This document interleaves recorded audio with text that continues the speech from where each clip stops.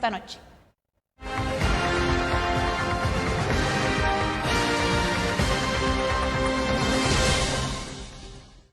Nadie puede negar que resulta preocupante la injerencia que tienen los grandes grupos empresariales en el gobierno de Carlos Alvarado. Para febrero del 2021, según Diario Extra, el 50% del gabinete del gobierno tenía ligámenes con Horizonte Positivo o Alianza Empresarial para el Desarrollo. Estas son organizaciones sin fines de lucro que buscan influir en la política del país. El primer convenio de AED con el Estado fue con el MEP en el 2007. Desde entonces han realizado múltiples alianzas, convenios y contratos con alrededor de 24 instituciones públicas. En el 2012, la presidenta Laura Chinchilla declaró a AED de utilidad pública. En el 2014, el IMAS hizo un acuerdo con Horizonte Positivo para crear un sistema de datos de personas en condición de pobreza. En ese momento, el presidente de Horizonte Positivo era André Garnier, el actual ministro de Enlace con el sector privado. Y lo más preocupante es que el presidente ejecutivo del IMAS en ese momento era el mismísimo Carlos Alvarado. Cuando Alvarado ganó las elecciones en el 2018, creó el Ministerio de Enlace con el sector privado para Garnier. Son tan cercanos que se fueron de vacaciones en helicóptero a Guanacaste, vacaciones que investiga la Fiscalía por enriquecimiento ilícito. André Garnier ha estado varias veces en el ojo de la polémica, como cuando se descubrió que desde el 2016 supuestamente no pagaba el impuesto a casas de lujo por 4 apartamentos, o cuando algunos medios denunciaron que el ICE le compraría 311 millones de colones en mascarillas a su nuera. También ha estado bajo la lupa por el olvidado decreto para bajar el precio de las medicinas, pues Garnier fue gerente durante 25 años de una corporación farmacéutica y presuntamente participó en esta discusión, según el semanario Universidad. El último escándalo fue que la Comisión Nacional de Emergencias le compró $1 millón en diarios de alimentos a la organización AED, mientras supuestamente varios ministros estaban ligados a AED. ¿Quiénes son los ministros y las ministras involucradas según la denuncia? André Garnier, pues su hijo es miembro de la junta directiva de AED. Elian Villegas, el ministro de Hacienda, y la ministra de Trabajo Silvia Lara, ambos por estar en la junta en el momento de la compra a la Comisión Nacional de Emergencias. Los casos que hemos mencionado de AED y Horizonte Positivo son solo una pincelada del poder al que tienen acceso estos grandes grupos corporativos y la influencia que tienen en las políticas públicas. Una de las principales causas del déficit fiscal y de la crisis económica es la corrupción. Y es claro que el gobierno no tiene el mínimo interés en atacar este problema, pues más bien abre portillos para que los más ricos sigan haciendo lo que les da la gana.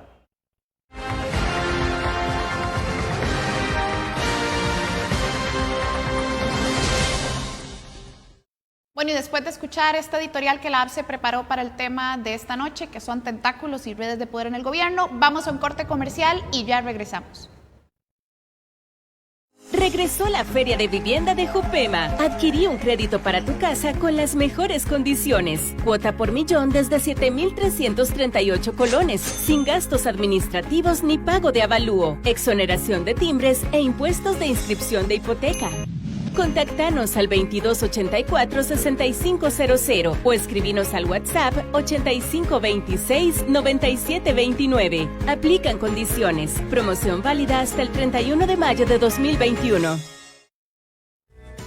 Gane con su fondo de capitalización laboral y Caja de Ande. Autorice el depósito de su FCL en Caja de Ande y al hacerlo puede ser el ganador de 1 millón de colones. Ingrese a www.cajadeande.fi.cr. Llene el formulario y al hacerlo quedará participando. Caja de Ande. Regresamos del corte comercial. Esta noche estamos hablando sobre tentáculos y redes de poder en el gobierno de Carlos Alvarado, pero que también han estado varios años ya en la política pública. Escuchemos a Diego Miranda y Natalia, periodista del semanario, sobre algunos casos que podrían ejemplificarnos estas redes de poder en torno a particularmente la figura de don André Garnier. Escuchemos.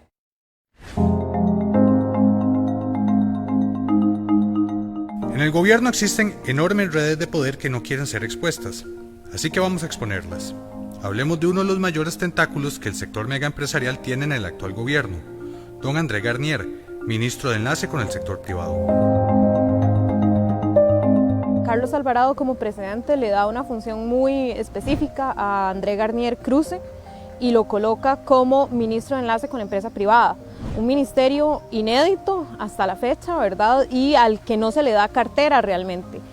Este silencioso ministro tiene fuertes vínculos con enormes redes de poder megaempresariales como lo son Horizonte Positivo y la Alianza Empresarial para el Desarrollo AED.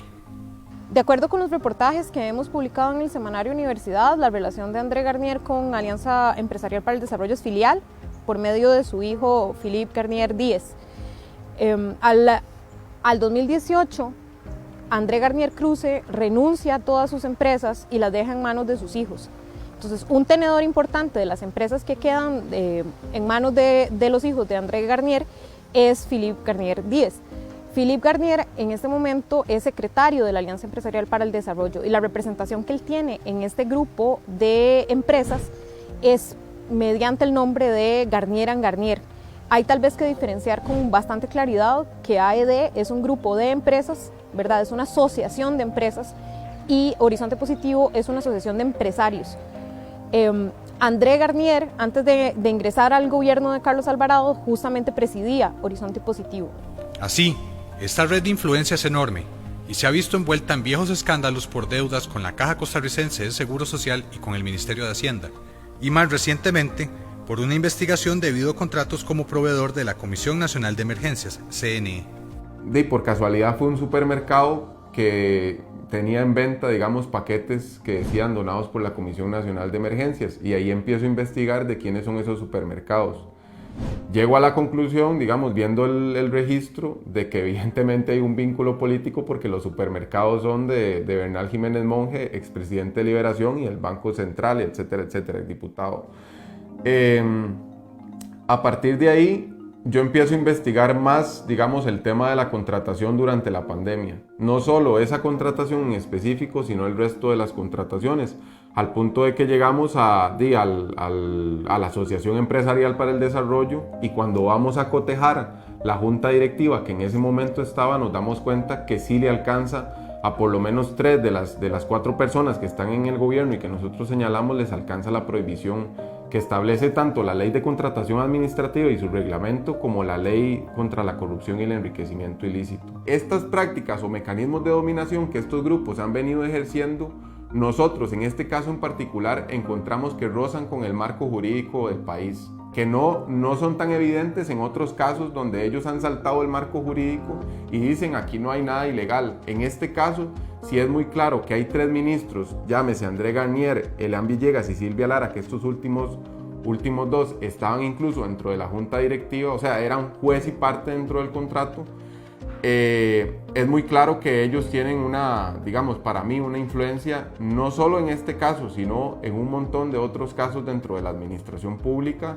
Esta red también se ha visto envuelta en reportajes controversiales como el publicado por el semanario Universidad, titulado Lobby de farmacéuticas y gremios frena decreto que bajaría precios de las medicinas, en donde se evidencian supuestos vínculos entre la AED, las farmacéuticas y Garnier. También da cuenta de que existe un lobby de farmacéuticas que persigue a los profesionales de la salud para que más bien promocionen productos que sí son de casas grandes farmacéuticas.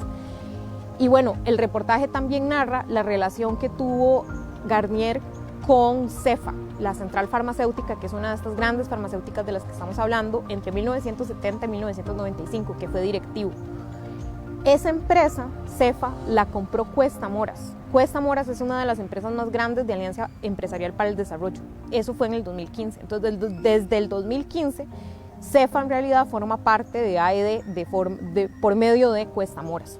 Está claro que cuando estas redes de poder se adueñan de casa presidencial, los conflictos de interés sucederán. No podemos esperar que estos sectores promuevan combatir el fraude fiscal ni la corrupción. Viven en las sombras, pero tienen enormes influencias. Por eso hay que nombrarlos, sacarlos a la luz.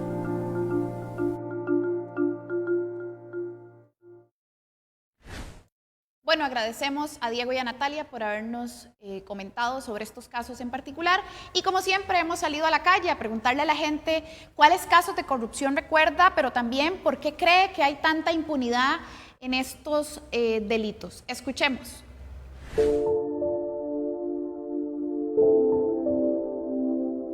La corrupción es un problema que afecta a sociedades completas en el mundo. En muchos países, los casos de corrupción han sido identificados y se ha perseguido a sus culpables. ¿Ocurre lo mismo en Costa Rica? Conozcamos la opinión de la gente con su perspectiva sobre la corrupción desde la otra acera. Empezamos preguntando por casos recientes y famosos de corrupción en Costa Rica. Bueno, y ahí está el famoso cementazo, ese es uno. Después, personas que han sido cuestionadas como el expresidente Calderón, como Miguel Ángel Rodríguez, José Figueres. Ya sabemos cómo el hombre está haciendo con esto, como nos tiene con la vara de la pandemia, las tales mascarillas que compran un montón y resulta que no componían a nada, era de otra cosa que seguramente era mascarilla para juntar basura, el carro de la basura tal vez, pero siempre nos dio por la frente y sigue para que sea un presidente que está abajo de Nicaragua, ya sabemos cómo está la cosa aquí en Costa Rica. ¿Qué sé yo, qué puede ser? Unos 4 o 5 años, ¿no? Es lo que es la corrupción. Y para peores de ahí, hasta el mismo presidente está corrupto y no hacen nada la ley para nada, ¿verdad?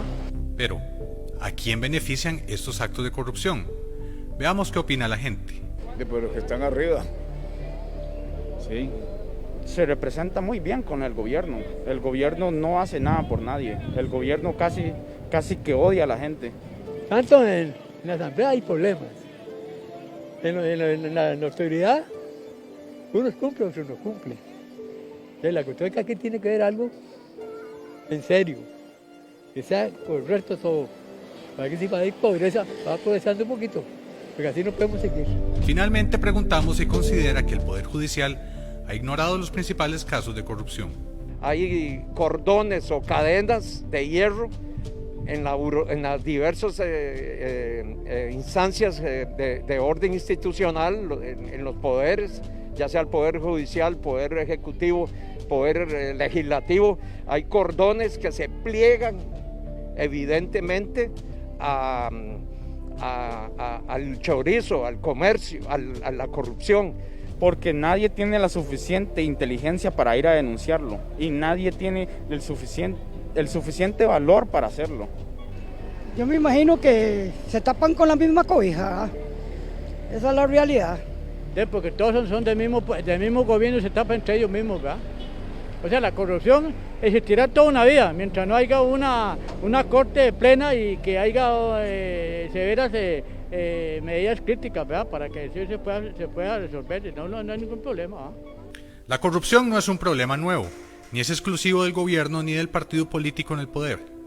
Es un problema nacional que todas y todos debemos combatir como país y no caer en la trampa de culpar a algunos mientras otros se aprovechan de ello y siguen actuando de espaldas al pueblo.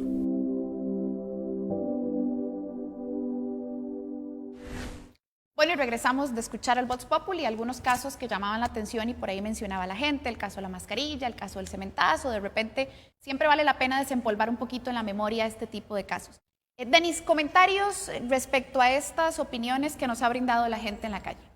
Sí, muy interesante el sentir de la gente con respecto a lo que es la corrupción, porque si establecemos una línea de tiempo son innumerables o una gran cantidad de los casos de corrupción que se han presentado en Costa Rica.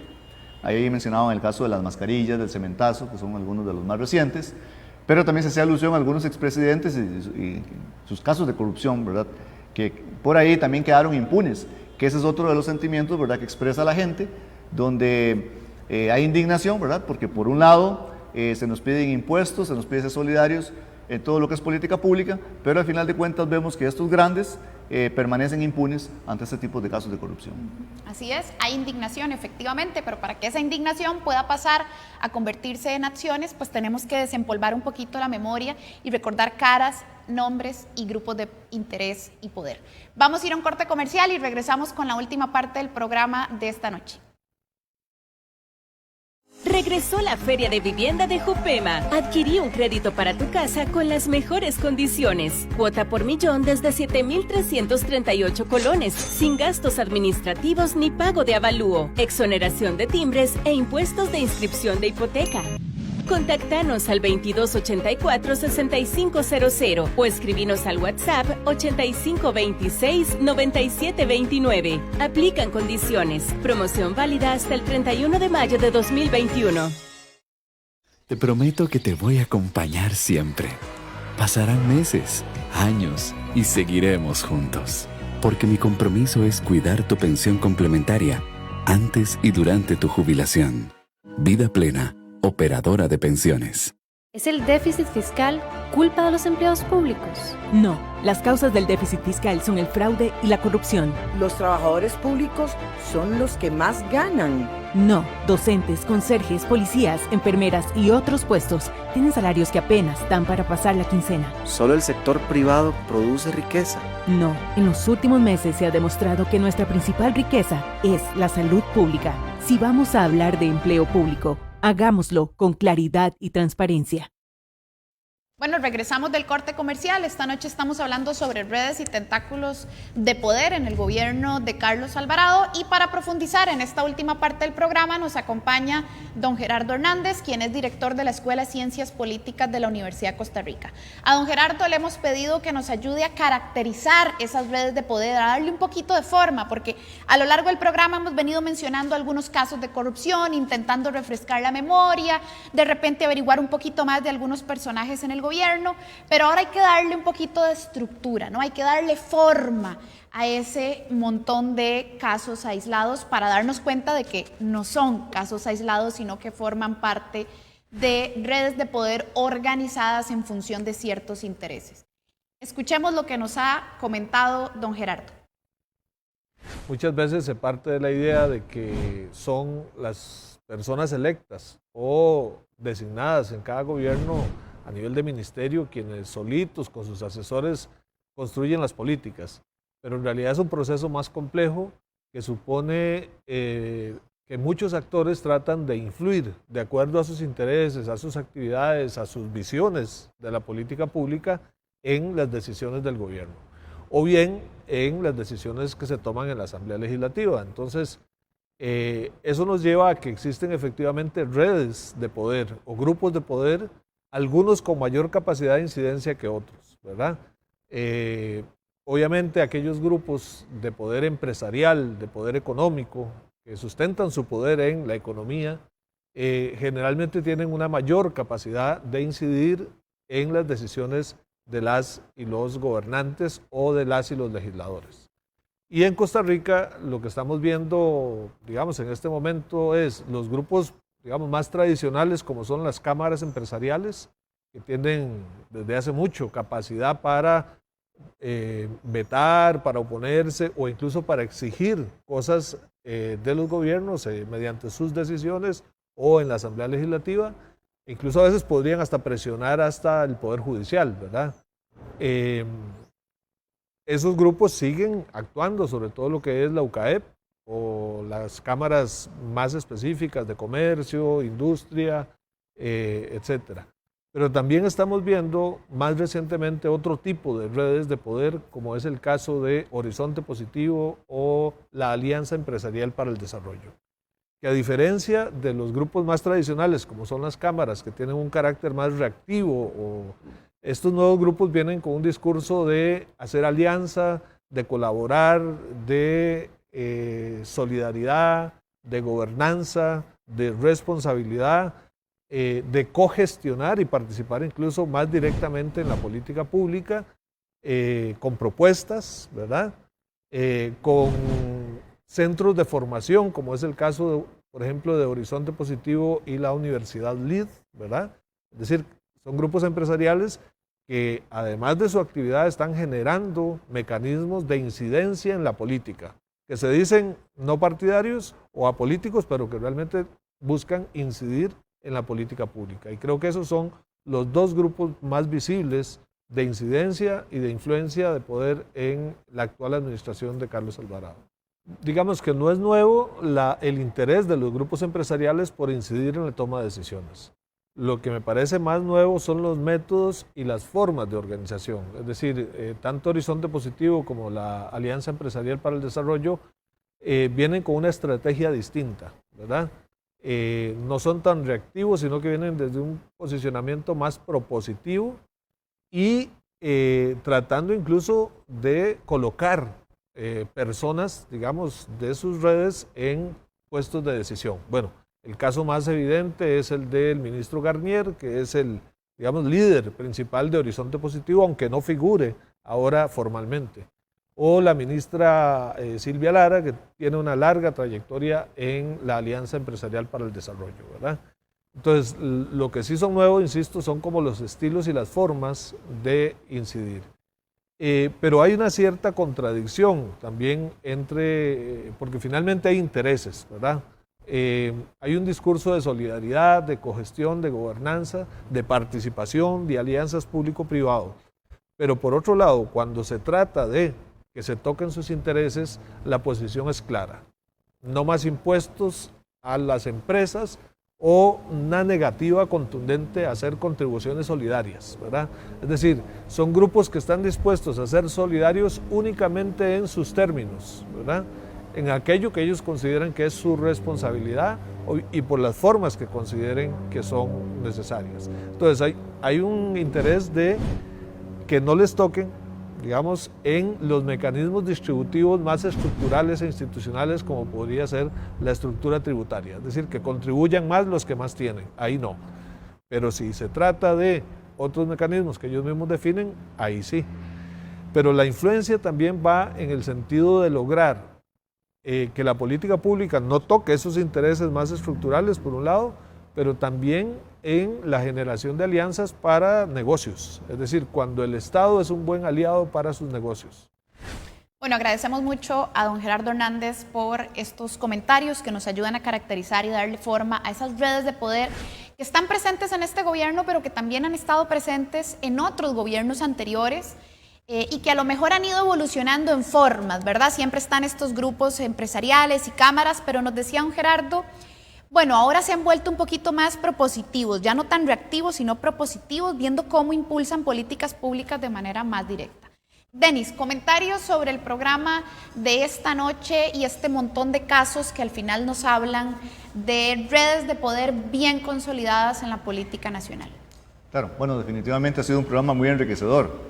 Bueno, en este contexto que estamos, donde hablamos de déficit fiscal y donde hemos señalado en otros espacios la evasión y la elusión como temas estructurales de ese déficit fiscal, no podemos dejar de lado el tema de la corrupción. Definitivamente este es un tema fundamental que hay que ponerlo sobre la mesa cuando estamos hablando de déficit fiscal.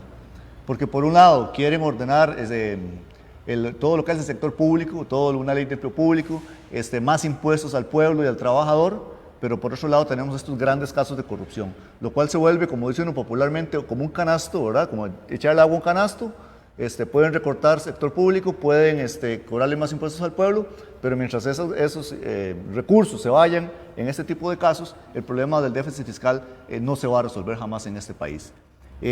Aquí se han señalado, ¿verdad?, muchos de estos casos y es bueno recordarlos. Ahora hablábamos de las mascarillas a cementazo, tenemos la trocha, tendríamos que mencionar hidrotárcoles, tendríamos que mencionar el caso OAS, tendríamos que mencionar el caso de los expresidentes que estuvieron en la cárcel, de otro que se fue huyendo del país y esperó que el delito prescribiera para volver a ser candidato de un partido político, entre otros, ¿verdad? Lo cual es uno de los temas controversiales y que vemos que los gobiernos no han querido entrarle como se debe. Desde la ABCE hemos sido propositivos en combatir el tema de la corrupción. En la mesa de diálogo propusimos algunas propuestas, valga la redundancia, dentro de ellas transparentar los patrimonios y los intereses económicos de los altos mandos del sector público, establecer que los criterios de la Procuraduría de la Ética sean vinculantes y fortalecer las sanciones, garantizar el conocimiento de los informes de las comisiones especiales de investigación, el caso de los Panama Papers, eliminar la inmunidad de los miembros de los supremos poderes investigados por delitos de corrupción y para que no prescriban los delitos de corrupción. Eso es muy importante porque al menos de este último tema nos enteramos que el 20 de enero del 2021 prácticamente se archivó el proyecto para que no prescriban los delitos de corrupción. Esto en la Asamblea Legislativa, lo cual ve uno que hay una falta de voluntad política para cerrar esos portillos y lamentablemente tienen la mesa servida y el panorama abierto para que estas redes de poder, ¿verdad?, entre políticos y sectores empresariales de poder tengan la cancha abierta para seguir con este tipo de actos tan penosos que nos afectan a todos. Así es, de hecho en la mesa multisectorial en la que la APSE llevó y defendió estas iniciativas anticorrupción que tienen expedientes legislativos en la Asamblea, en esa misma mesa se propuso, por ejemplo, que se avanzaran los proyectos de los Panama Papers o en otro tipo de iniciativas progresivas y la mesa, sobre todo porque 3 cámaras empresariales se pararon y dijeron no, los Panama Papers no tienen nada que ver acá. Y los proyectos anticorrupción ni siquiera llegaron a discutirse ahí, como tampoco se llegan a discutir en la Asamblea Legislativa actualmente. Así que bueno, esto es parte un poquito de esta hipocresía a la hora de hacer política pública en nuestro país. Hablan de que les importa la eficiencia del gasto público, pero no hay nada más ineficiente que la corrupción, porque significa que detrás de que hay poca plata, se gasta mal. Así que hablemos de eficiencia del gasto público y de ética en la función pública. Y para eso hay proyectos de ley e iniciativas que esta organización y muchas otras han defendido. Hay alternativas para combatir estas malas prácticas y entre ellas hay proyectos de ley y se necesita memoria histórica para no olvidar tampoco. Muchas gracias por habernos acompañado esta noche, Denis. Se nos fue el programa. Un placer haber estado con ustedes. Muchas gracias a todos los que nos siguieron esta noche y los esperamos en la próxima entrega desde Otra Acera.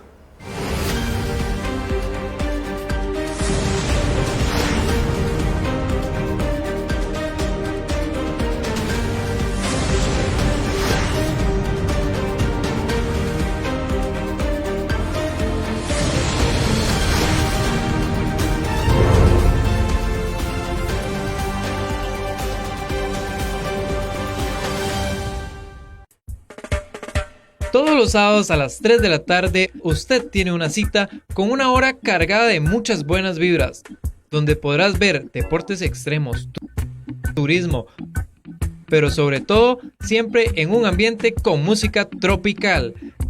Ya lo sabe, todos los sábados a las